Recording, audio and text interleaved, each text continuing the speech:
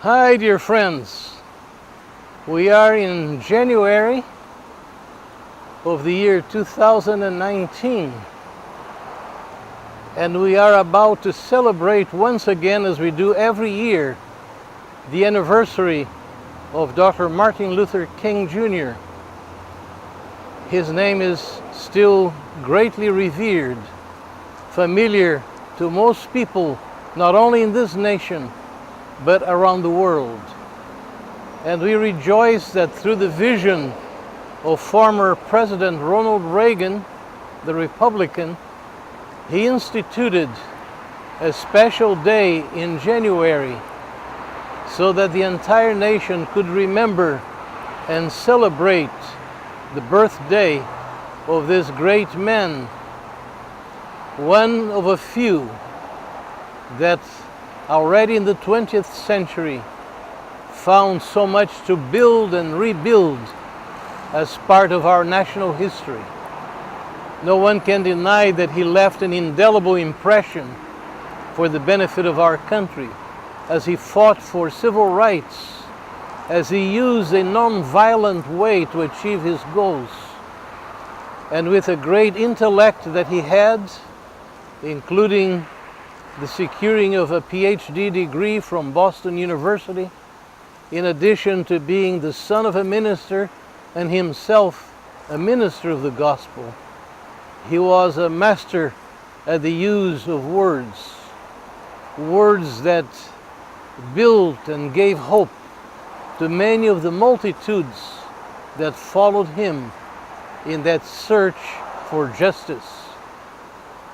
And he wanted to achieve that through the biblical principle of love, love being always primary in life.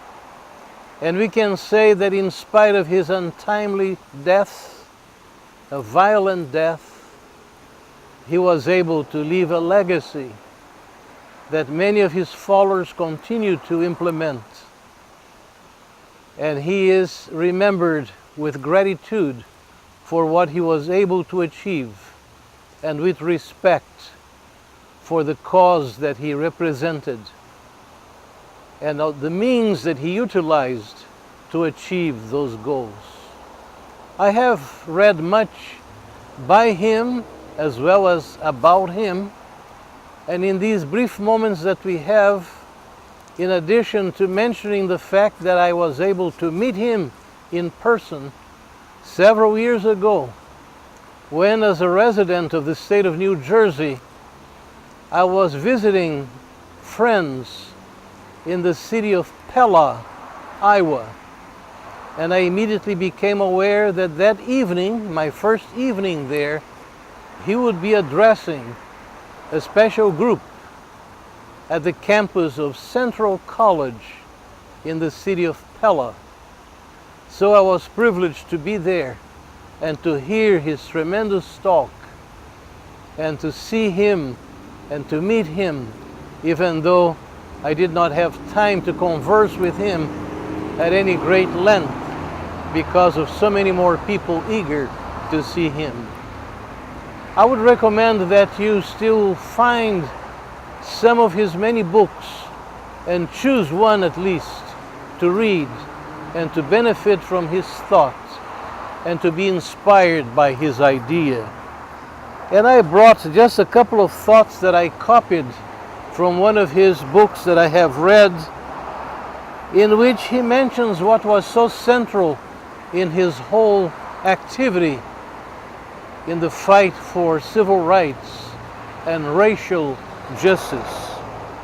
He said, for instance, love is the only force capable of transforming an enemy into a friend. He added also, to ignore evil is to become an accomplice to it.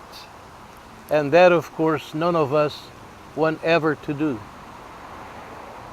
Finally, something that I chose from another of his writings, his letters from a Birmingham jail when he was there for some time, not because of any evil that he had committed, but just because he was forced into that situation.